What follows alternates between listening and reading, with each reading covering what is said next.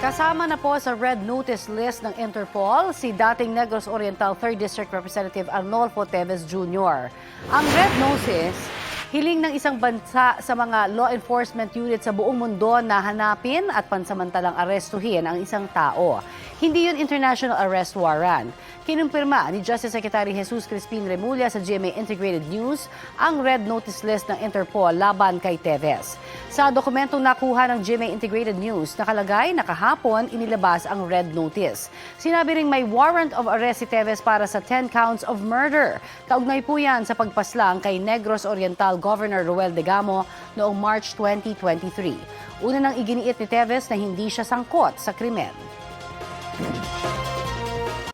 Kapuso, para sa mga maiinit na balita, mag-subscribe sa GMA Integrated News sa YouTube. Sa mga kapuso naman abroad, subaybayan nyo kami sa GMA Pinoy TV at sa www.gmanews.tv.